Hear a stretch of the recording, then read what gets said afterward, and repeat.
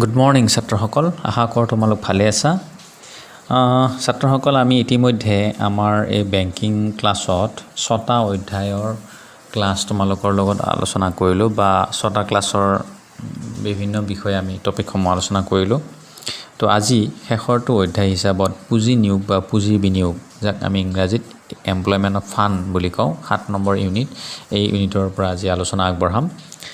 ছাত্ৰসকল, এই 4 দিনমান তোমালোকৰ লগত ক্লাছত মিলিত হ'ব পৰা নাছিলোঁ। তোমালোকৰ যিহেতু এক্সাম চলি আছিলে, এক্সামৰ তোমালোকৰ 100% অৱতীৰ্ণ হোৱা হাৰ দেখি সঁচাই মই মুগ্ধ হৈছোঁ আৰু তোমালোকলৈ মই আন্তৰিক ধন্যবাদ জ্ঞাপন কৰিছোঁ আৰু আশা ৰাখিছোঁ ইয়াৰ আগন্তুক যিসমূহ পৰীক্ষা আৰম্ভ হ'ব, সেইসমূহ পৰীক্ষাটো তোমালোকে এনেদৰে সঁহাৰি জনাবা বা অৱতীৰ্ণ হ'বা। অৱতীৰ্ণ হোৱাই নহয়, তোমালোকে ভাল ফলাফল দেখাবলৈ সক্ষম হ'বা। নিশ্চয় পঢ়া শুনা তোমালোকে ধৰি ৰাখিব পাৰিবা।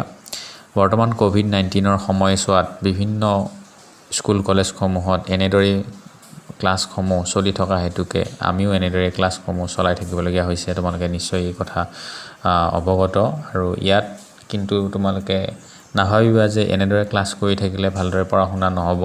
কিন্তু এতিয়াও কিন্তু বহু ছাত্ৰ ছাত্ৰী এনেদৰে কিন্তু বৰ ভালদৰে পঢ়া শুনা কৰি আছে। গতিকে তোমালোকেও ইয়াৰ পৰা যাতে পিছ নুহুকা, তোমালোকে যিমান সমস্যা থাকে এই সমস্যাসমূহ আমাৰ লগত শ্বেয়াৰ কৰি আগবাঢ়ি যাবা বুলি আমি আশা ৰাখিছোঁ। যা হওক, আজি আহাচোন বাৰু আৰম্ভণি কৰোঁ ক্লাছটো। তো আজি আমি আলোচনা কৰিম তো পুঁজি নিয়োগ বা পুঁজি বিনিয়োগৰ বিষয়ে।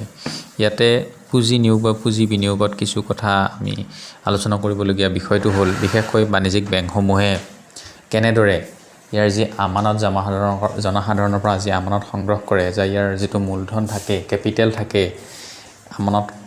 আমানতৰ পৰা যে সংগ্ৰহ কৰা মূলধন বা অংশপত্ৰ বিক্ৰী কৰি সংগ্ৰহ কৰা মূলধন, এই মূলধনসমূহ কেনেদৰে বিনিয়োগ কৰে বা বিনিয়োগ কৰাই নহয়, ইয়াক কেনেদৰে পৰিচালনা কৰে, এই সমস্ত কথা এই চেপ্টাৰটোত কি হৈ আছে, আবদ্ধ হৈ আছে। এই চেপ্টাৰটোত এইখিনি কথা আলোচনা কৰা হ'ব।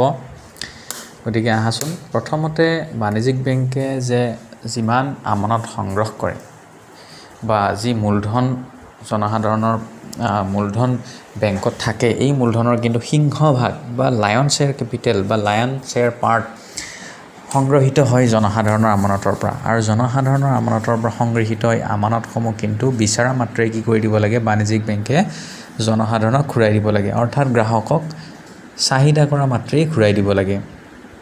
সেয়ে বাণিজ্যিক বেংকে এই ধনসমূহ কি কৰিব লাগিব, ভালদৰে পৰিচালনা কৰি ৰাখিব লাগিব, সুৰক্ষিত ৰাখিব লাগিব আৰু ইয়াৰ পৰা লাভজনক কামতহে ব্যৱহাৰ কৰিব লাগিব। লাভজনক কামত ব্যৱহাৰ কৰাই নহয়, সুৰক্ষিতভাৱেও ৰাখিব লাগিব। এনেদৰে সুৰক্ষিতভাৱে ৰাখিলে বা কেনেদৰে সুৰক্ষিতভাৱে ৰাখিলে লাভো অৰ্জন কৰি থাকিব পাৰিব, লগতে জনসাধাৰণৰ বিচৰা মাত্ৰেই ধন ঘূৰাই দিব পাৰিব, এই সম্বন্ধে বাণিজ্যিক বেংকসমূহে কিন্তু অহৰহ প্ৰচেষ্টা চলাই থাকে। ছাত্ৰসকল, বাণিজ্যিক বেংকসমূহৰ বা কোনো এটা বাণিজ্যিক বেংকৰ কৃতকাৰ্যতা নিৰ্ভৰ কৰে বাণিজ্যিক বেংকত থকা যথেষ্ট পৰিমাণৰ আমানতৰ ওপৰত।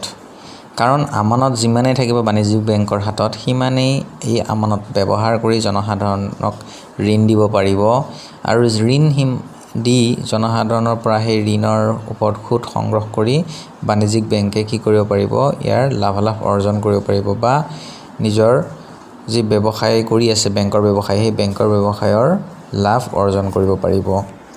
অৰ্থাৎ আমি ইয়াৰ দ্বাৰা বুজি পালোঁ যে বাণিজ্যিক বেংকে জনসাধাৰণৰ পৰা আমানত সংগ্ৰহ কৰি জনসাধাৰণক পুনৰ সেইসমূহ ঋণ প্ৰদান কৰি কি কৰে, লাভ অৰ্জন কৰে।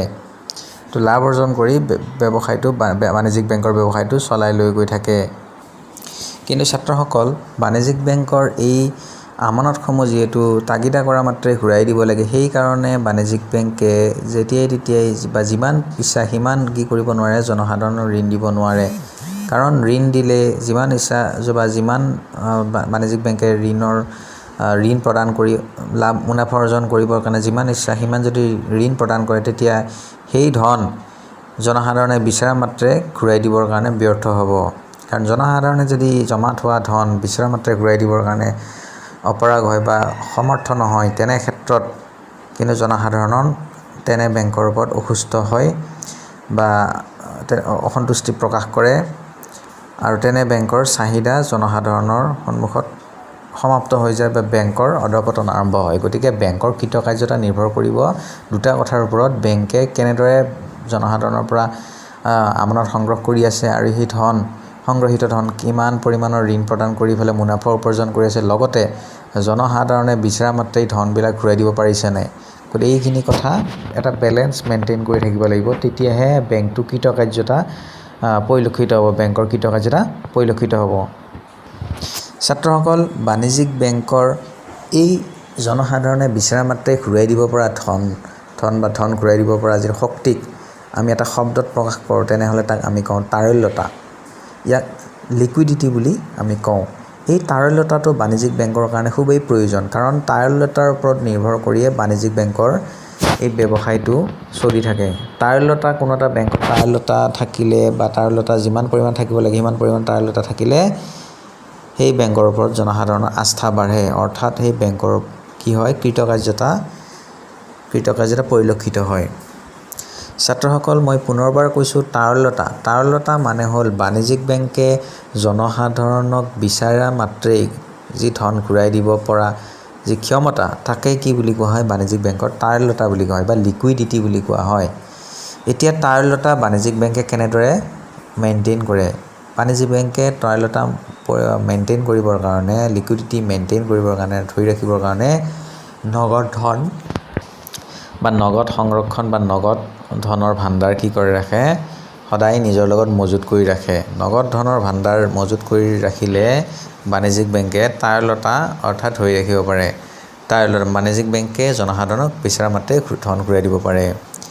তাৰল্যতাৰ ওপৰত কিন্তু জনসাধাৰণ সদায় সন্তুষ্টি নাথাকে। তাৰল্যতা যদি কোনো এটা বেংকে যিমান পৰিমাণ ৰাখিব লাগে তাতকৈ যদি অধিক তাৰল্যতা মজুত কৰি ৰাখে, তেনেহ'লে কি হ'ব, বাণিজ্যিক বেংকৰ হাতত যথেষ্ট পৰিমাণৰ ধন এনেই থাকিব, কিন্তু তাক উৎপাদনমূলক কামত ব্যৱহাৰ কৰিব নোৱাৰিব। তেনে ক্ষেত্ৰত বাণিজ্যিক বেংকে কি হ'ব, বিভিন্ন লোকচানৰ সন্মুখীন হ'ব পাৰে। অৰ্থাৎ জনসাধাৰণে বা আমানতকাৰীসকলে যি ধন জমা ৰাখিছে তাৰ ওপৰত সুদ প্ৰদান কৰিব নোৱাৰিব বা সুদ প্ৰদান কৰিবৰ কাৰণে অসমৰ্থ হ'ব।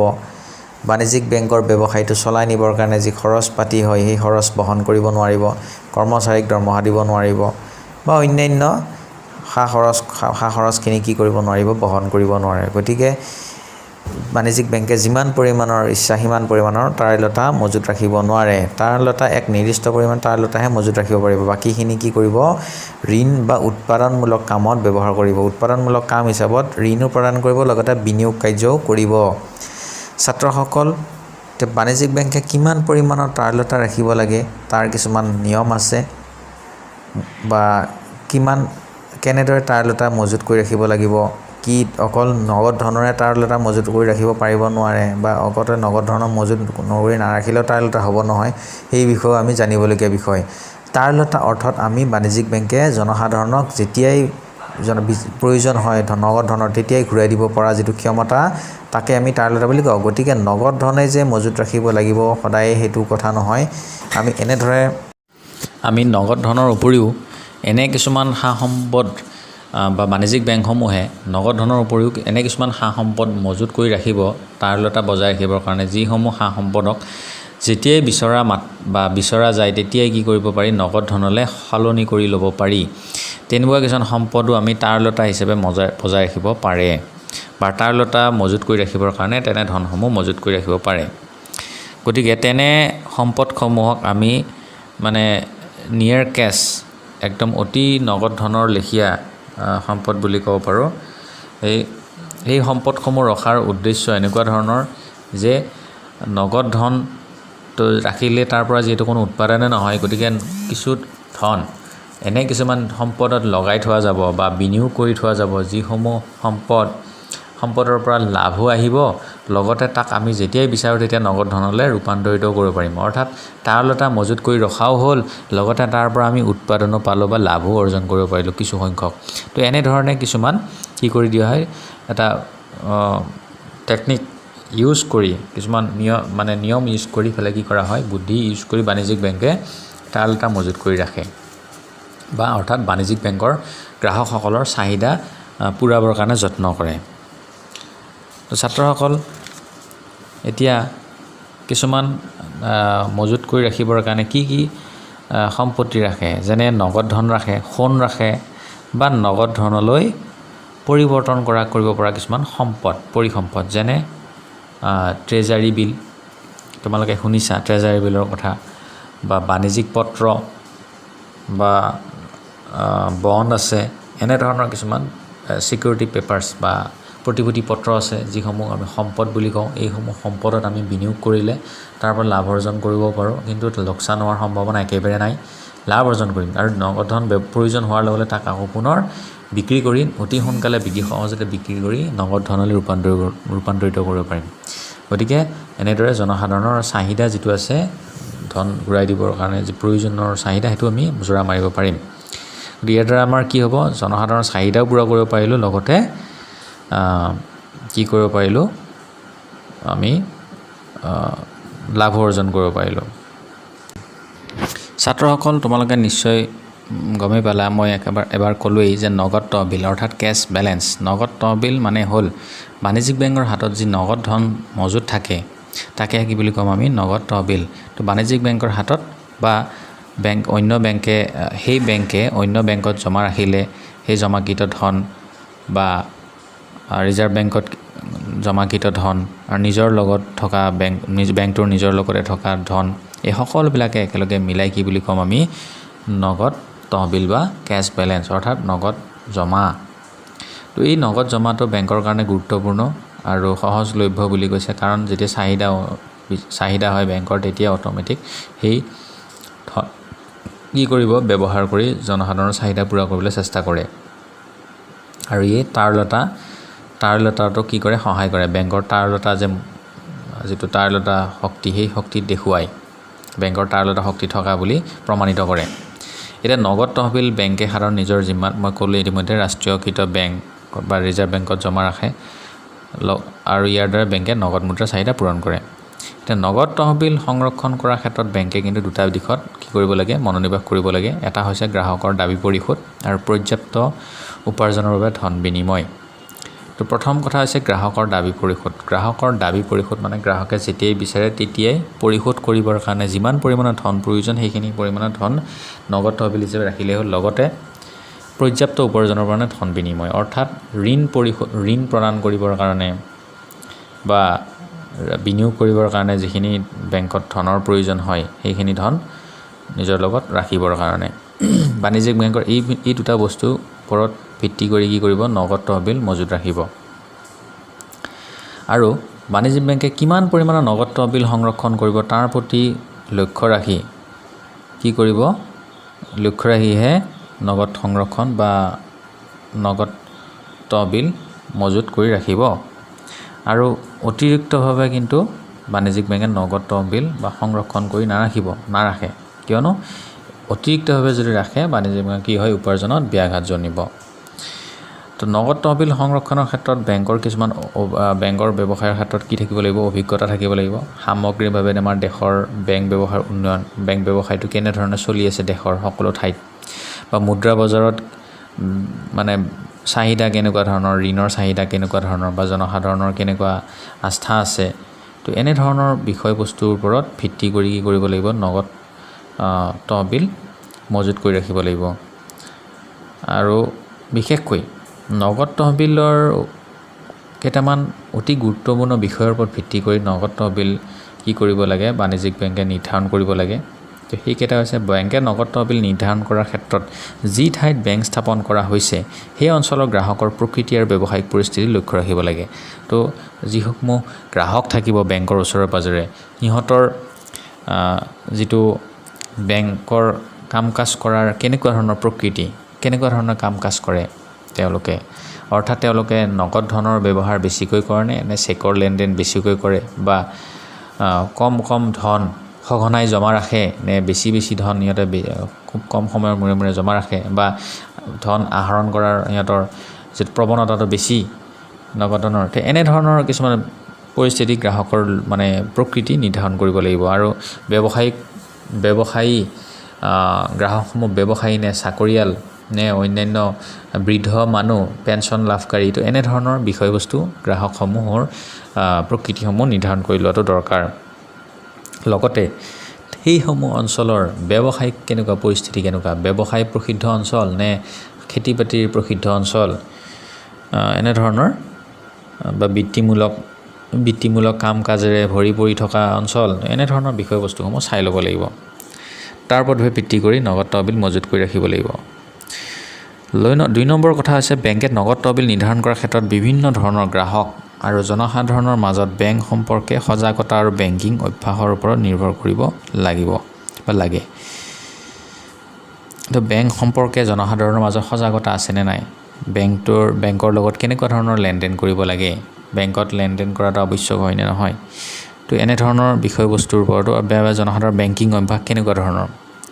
বেংকিং অভ্যাস বুলি কোৱাৰ লগে লগে বেংকত ধন জমা কৰাৰ প্ৰৱণতাটো কেনেকুৱা, বা সঞ্চয় প্ৰৱণতা আছেনে নাই, বা বেংকত চেকৰ লেনদেন কেনেকুৱা কৰে, বা অন্যান্য বিভিন্ন ধৰণৰ আমাৰ প্ৰতিভূতি পত্ৰবিলাকৰ বাৰ্তাকৰণ কৰে নে নকৰে তাতে। তো এইবিলাক হ'ল বেংকিং অভ্যাসৰ এটা আভাস। আৰু এনেধৰণৰ বেংকিং অভ্যাস জনসাধাৰণৰ মাজত আছেনে নাই সেই বিষয়ে কিন্তু কি কৰিব লাগিব, অৱগত হ'ব লাগিব। বেংকে নিজেই অৱগত হ'ব লাগিব নগদ তহবিল জমা ৰখাৰ ওপৰত বা নিৰ্ধাৰণ কৰাৰ ওপৰত। আৰু বেংকৰ ওচৰত যদি পৰিশোধ ভৱন থাকে তেনেহ'লে বেংকে নগদ তহবিল কম ৰাখিলেও হয়। তো নগদ তহবিল বুলি কোৱাৰ লগে লগে পৰিশোধ ভৱন তোমালোকে নিশ্চয় গম পাইছা, যি পৰিশোধ ভৱনৰ জৰিয়তে জনসাধাৰণে কি কৰে বা বেংকসমূহে কি কৰে, বিভিন্ন ধৰণৰ চেকৰ লেনদেনসমূহ কি কৰে, নিমিষতে সমাধা কৰে কেন্দ্ৰীয় বেংকত। আৰু যিবিলাক বেংকৰ ওচৰত পৰিশোধ ভৱন থাকে তেওঁলোকৰ নগদ ধনৰ ব্যৱহাৰ নোহোৱাকৈ চেকসমূহৰ লেনদেন কৰাৰ সুবিধা হয়, অৰ্থাৎ তেওঁলোকৰ নগদ তহবিলৰ পৰিমাণ বা প্ৰয়োজনীয়তাটো কমি যায়। আৰু আন এটা বিষয় হৈছে অন্য এক নগদ তহবিল নিৰ্ধাৰণ কৰি উপাদান হ'ল বিভিন্ন গ্ৰাহকে বেংকত খোলা হিচাপৰ প্ৰকাৰ। তো হিচাপসমূহৰ ওপৰত ডিপেণ্ড কৰে। তো হিচাপসমূহ যদি ছেভিং বেংক একাউণ্ট বা কাৰেণ্ট একাউণ্ট যদি বেছিকৈ থাকে তেনেহ'লে নগদ তহবিল বেছি মজুত ৰাখিব লাগিব। কাৰণ ছেভিং একাউণ্ট আৰু কাৰেণ্ট একাউণ্টৰ গ্ৰাহকসকলে কি হয়, ধন সঘনাই আহৰণ কৰে। আৰু ফিক্সড ডিপ'জিট একাউণ্টৰ পৰিমাণ যদি বেছি হয় তেনেহ'লে নগদ তহবিল কম ৰাখিলেও হয়। গতিকে একাউণ্টৰ প্ৰকাৰটো আমি জানিব লাগিব। চলিত হিচাপৰ আমি নিশ্চয়। তাৰপিছত আমাৰ গুৰুত্বপূৰ্ণ বিষয়টো হৈছে আমানতৰ পৰিমাণ বেছি হ'লে নগদ তহবিল বৃদ্ধি কৰিব লাগিব। আনহাতে আমানতৰ পৰিমাণ যদি কম হয় নগদ তহবিলৰ পৰিমাণো আমি কি কৰিব লাগিব, কম হ'ব লাগিব। এইটো নিশ্চয় সচৰাচৰ জানিবলগীয়া বিষয়। তাৰপিছত আছে গ্ৰাহকৰ হিচাপৰ সংখ্যা আৰু গ্ৰাহকক প্ৰদান কৰা ঋণৰ প্ৰকৃতিৰ ওপৰতো নগদ তহবিল পৰিমাণ নিৰ্ভৰ কৰে। আৰু আচলতে তো জনসাধাৰণক যি ঋণ প্ৰদান কৰে সেই ঋণসমূহ হ্ৰস্বম্যাদী ঋণ নে দীৰ্ঘম্যাদী ঋণ। যদি হ্ৰস্বম্যাদী ঋণ হয় তেনেহ'লে সেইসমূহ ঋণৰ ধন যিহেতু সঘনাই আমি বেংকৰ গ্ৰাহকৰ পৰা ঘূৰাই পাম, ঋণী গ্ৰাহকৰ পৰা ঘূৰাই পাম। গতিকে জনসাধাৰণৰ পৰা ঘূৰাই পাবলগীয়া ধন বা জনসাধাৰণক বেংকে যি ধন জনসাধাৰণৰ কাৰণে ৰাখিব লাগে সেই ধন সদায় উপলব্ধ হ'ব। কাৰণ ঋণী গ্ৰাহকসকলে অতি কম সময়ৰ মূৰে মূৰে ধন উভতাই থাকিব বা ধন ঘূৰাই থাকিব, অৰ্থাৎ বেংকত যথেষ্ট পৰিমাণৰ ধন এভেইলেবল থাকিব। তাৰ কাৰণে ঋণ দিয়াৰ উপৰি এক্সট্ৰাকৈ আৰু ধন নগদ তহবিল মজুত ৰাখিব প্ৰয়োজন নাথাকিব। কিন্তু ঋণ প্ৰদান কৰা যি গ্ৰাহক ঋণ প্ৰদান কৰিছে সেই ঋণসমূহ যদি দীৰ্ঘম্যাদৰ হয় তেনেহ'লে কিন্তু সমস্যা হ'ব। কেনেকুৱা ধৰণৰ সমস্যা, বিশেষকৈ সেই ঋণসমূহৰ ধন যিহেতু বহু দিনলৈকে উভতি নাহিব, গতিকে দীৰ্ঘম্যাদী ঋণ যদি গ্ৰাহকক প্ৰদান কৰা হয় সেই দীৰ্ঘম্যাদী ঋণৰ ধনসমূহ ঘূৰাই পোৱাতে বহুত দেৰি হয়। গতিকে তাৰ কাৰণে সচৰাচৰ গ্ৰাহকক ঋণ ঘূৰাই দিবৰ কাৰণে বা আমানতৰ ধন ঘূৰাই দিবৰ কাৰণে কি কৰিব লাগিব, বাণিজ্যিক বেংকে যথেষ্ট পৰিমাণৰ নগদ তহবিল মজুত ৰাখিব লাগিব ঋণ প্ৰদান কৰাৰ উপৰিও। গতিকে ঋণৰ প্ৰকৃতিৰ ওপৰত ডিপেণ্ড কৰে। লগতে হিচাপৰ সংখ্যা, যথেষ্ট পৰিমাণৰ যদি হিচাপ থাকে তেনেহ'লে কি হ'ব, জনসাধাৰণৰ হিচাপৰ সংখ্যা যদি যথেষ্ট পৰিমাণৰ হয় তেনেহ'লে এই হিচাপসমূহৰ পৰা যথেষ্ট পৰিমাণৰ আমানত সংগ্ৰহিত হ'ব। আৰু যথেষ্ট পৰিমাণৰ সংগৃহীত আমানতৰ কাৰণে যথেষ্ট পৰিমাণৰ নগদ তহবিল মজুত ৰাখিব লাগিব। আৰু যদি যিমানসমূহ হিচাপৰ সংখ্যা আছে সেই হিচাপৰ সংখ্যাসমূহত যদি কম আমানতকাৰীসকলে ধন জমা ৰাখিছে, আমানতকাৰীসকলৰ ধন যদি কম পৰিমাণৰ হয়, অতি ক্ষুদ্ৰ হয়, তেনেহ'লে যথেষ্ট পৰিমাণৰ আমানত বা নগদ তহবিল মজুত নাৰাখিলেও হয়। আৰু যিসকল আমানতকাৰী আছে তেওঁলোকৰ আমানতৰ ধন বা আমানতৰ পৰিমাণ যদি যথেষ্ট পৰিমাণৰ হয়, বৃহৎ পৰিমাণৰ হয়, তেনেহ'লে সেই আমানতকাৰীসকলৰ চাহিদা মাত্ৰে ঘূৰাই দিবলগীয়া ধনৰ পৰিমাণো যথেষ্ট পৰিমাণৰ হ'ব। সেয়ে নগদ তহবিলো যথেষ্ট পৰিমাণৰ ৰাখিব লাগিব। ছাত্ৰসকল ইমানখিনিলৈকে আৰু ইয়াৰ লগতে আৰু এটা কথা আছে।